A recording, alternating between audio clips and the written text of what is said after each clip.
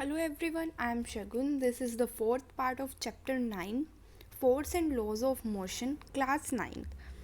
In this video, we studied about the last two topics of chapter 9. The first is the third law of motion. Third law of motion क्या होता है? जो third law of motion है वो हमें ये बताते हैं कि जो every action there is a equal and opposite reaction. अगर हम कोई भी एक्शन करते हैं उसका हमारे पास इक्वल और अपोजिट रिएक्शन आता है. So let's study about it in detail.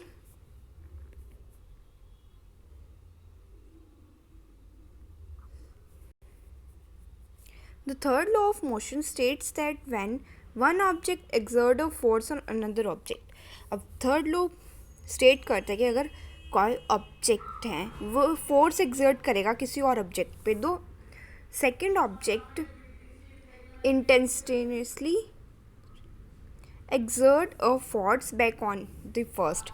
सो जो ऑब्जेक्ट है वो एक इंस्टेंटेनियसली फोर्स एक्सर्ट करेगा बैक फर्स्ट पे ही.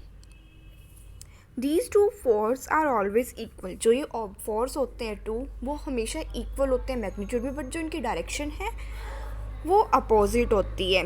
जो फोर्स होते हैं ये different object and never on the same object. ये हमेशा टू डिफरेंट ऑब्जेक्ट्स पे होते हैं, इसमें सेम ऑब्जेक्ट्स नहीं होते.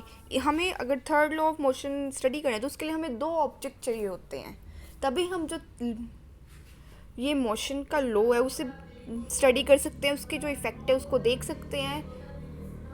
In the game of football, अब जैसे कि गेम है फुटबॉल, उसमें जो किक करते हैं फुटबॉल को ग्रेट फोर्स से. अगर कोई प्लेयर आपस में कोलाइड कर जाए, आपस में दो प्लेयर्स टकरा जाएं, तो वो दोनों हर्ट होंगे क्योंकि वो दोनों फोर्स अप्लाई कर रहे थे और जो उनका फोर्स था वो एक दूसरे पे पॉजिटिव चला जाएगा, जिस वजह से वो दोनों हर्ट होंगे. In other words there is a pair of force and not just one force. हमें पेयर ऑफ फोर्स चाहिए होता है, हमें सिर्फ एक फोर्स नहीं चाहिए होता. Two opposing force are also known as action and reaction. अब टू अपोजिंग फोर्स होते हैं उन्हें हम एक्शन और रिएक्शन भी बोलते हैं. अब हम टू स्प्रिंग्स का एग्जाम्पल लेते हैं.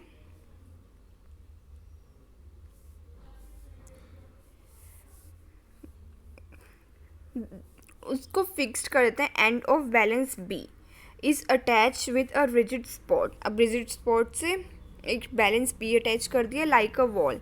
When a force is applied through the free hand of spring A. जब हम स्प्रिंग ए से फोर्स अप्लाई करेंगे, ये ऑब्जर्व किया गया कि that both the springs balance show the same reading on the scale. अब बहुत जो बैलेंस ए और बैलेंस बी वाली थी वो रीडिंग दोनों same I. It means that force exerted by spring balance A on balance B, जो balance A ने balance B पे फोर्स exert किया था वो इक्वल था, लेकिन जो उनकी डायरेक्शन थी वो अपोजिट थी. Any of these two forces can be called as action. And अब इनमें से एक को हम एक्शन बोलेंगे और दूसरे को रिएक्शन बोलेंगे. अब हम इससे एक और डेफिनेशन बता सकते हैं, जैसे जो मैंने आपको स्टार्टिंग में डेफिनेशन बताई थी. ये इक्वल और opposite, every action there is equal and opposite reaction, यही होता है हमारे पास थर्ड लॉ ऑफ मोशन. अब ये हमेशा हमें याद रखना कि जो एक्शन और रिएक्शन है वो टू डिफरेंट ऑब्जेक्ट्स पे सिम्यूटेनियसली एक्ट करेंगी.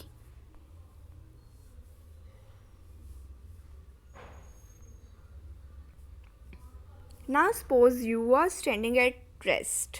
अब आप रेस्ट पे हो और आप वॉकिंग स्टार्ट कर देते हो एक रोड पे. You must accelerated and this required a force in. अब जैसे कि आप रोड पे चल रहे हो तो आप, अब ये नहीं है कि आप बस ऐसे ही चल रहे हो, इसके पीछे भी एक रीज़न होता है कि जो रोड होता है ना, वो जैसे आप रोड को पुश करते हो, पुश करोगे रोड को बिलो नीचे की तरफ बैकवर्ड, मतलब आप अपने फिट से पुश करोगे रोड को नीचे बैकवर्ड, तभी जो रोड है वो एक equal and opposite force exert करेगा हमारे फिट पे, जिससे हम मूव कर पाएंगे. पहले हम खुद पुश करेंगे रोड को बैकवर्ड, तभी जो रोड है वो फोर्स एक्सर्ट कर पाएगा अपोजिट डायरेक्शन, मतलब हमारे फुट की तरफ, और जिस वजह से हम चल पाते हैं. It is important to note that even though the action and reaction force are always equal in magnitude. अब एक्शन और रिएक्शन में जो मैग्नीट्यूड होता है फोर्स का वो हमेशा इक्वल होता है. These forces, ये forces equal magnitude, acceleration of equal magnitude produce नहीं करते क्योंकि each force act on a different object that may have a different mass. अब क्योंकि हर फोर्स अलग अलग ऑब्जेक्ट पे होता है लगता है तो फिर उसके जो मास होता है ऑब्जेक्ट का वो भी डिफरेंट हो सकता है. अब जैसे कि हम एक एग्जांपल लेते हैं गन का. अब गन है फायर की, ये एक फॉरवर्ड फोर्स देगी बुलेट को. दी बुलेट एक्सर्ट एंड जो बुलेट है वो इक्वल और अपोजिट फोर्स देगी गन पे जिससे रिकॉल ऑफ गन होगा, मतलब हम पीछे की तरफ जाती है. Since the gun has much greater mass than the bullet, अब जो गन है उसका बुलेट से मास ज़्यादा है. The acceleration of gun is much lesser than the acceleration of bullet. जो गन की एक्सेलरेशन होगी वो कम होगी as compare to bullet. This third law of motion is also illustrated that when a soldier jump on a working rod, as a soldier jump forward, the force on the board move in backward. अब जैसे देखो एक gun given है आपके पास. अब यहाँ से bullet बाहर निकलेगी और ये गन थोड़ी पीछे की तरफ चल जाती है, वो एक फोर्स लगाती है पीछे की तरफ. अब जो बुलेट का फोर्स होगा वो ज़्यादा होगा पर जो गन का होगा वो थोड़ा कम होगा उससे.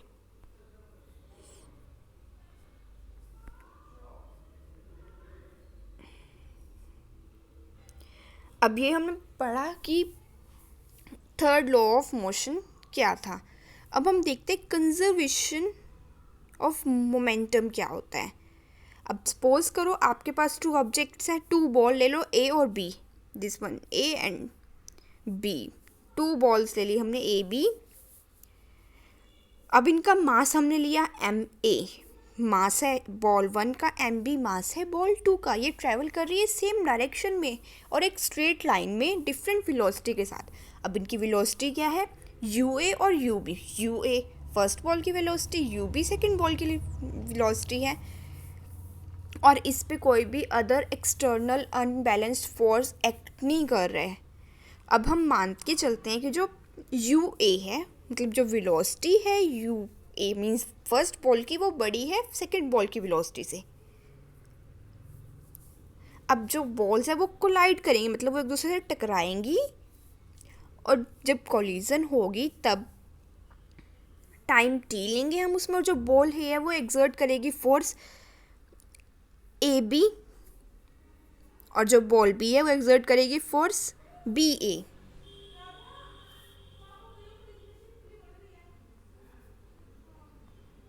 अब देखो यहाँ पे,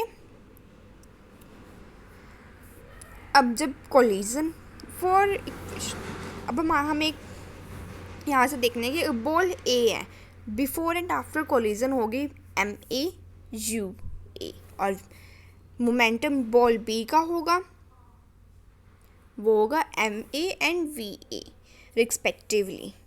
सो the rate of change of momentum, अब जो इसका मोमेंटम होगा F A during the collision will be, अब इसका जो मोमेंटम है यहाँ से ये आ जाएगा क्योंकि M A V A minus V U A upon T. Similarly rate of change of momentum B, अब बी वाले का मोमेंटम होगा F B A during the collision will be, अब जब कोलिजन होगा तब हो जाएगा M B V B minus U B upon T. अब थर्ड लॉ ऑफ मोशन के अकॉर्डिंग जो फोर्स है एफ ए बी एक्सर्ट किया गया बॉल पे बी ए और on ball B means F A is equals to F B A. अब हमने यहाँ से ये वैल्यूज पुट कर दी पिछली इक्वेशन से, यहाँ पे माइनस बी क्योंकि अपोजिट फोर्स लगा था. अब यहाँ से इसे सॉल्व करके हमारे पास आएगा, अब देखो यहाँ से टी कैंसिल हो जाएगा, ये सबको हम अंदर मल्टीप्लाई कर लेंगे. M A V U A minus M A U A. अब यहाँ पे जो ये एम ए यू ए था वो हमने यहाँ पे राइट कर लिया क्योंकि अगर हम इसको एम ए यू ए को इस साइड लेके जाएंगे वो माइनस का प्लस बन जाएगा. ऐसे ही M B V B minus U B upon T. ये था। अब हम इसको सॉल्व करेंगे अंदर से M B V B, here is M B V B, और ये माइनस में आएगा M B U B minus M B U B होगा, तो हम इसको इस साइड लेके आएंगे तो ये प्लस का बन जाएगा। ऐसे ये इक्वेशन आई।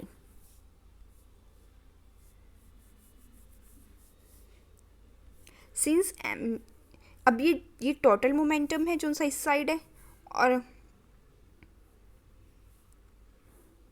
बिफोर कॉलिजन, और जो एम जो ये दूसरी वाली साइड है ये टोटल मोमेंटम है आफ्टर कॉलिजन। अब हमें यहाँ से क्या पता चला, total momentum of two balls remain unchanged, और जो मोमेंटम था टू बॉल्स का टोटल वो अनचेंज रहा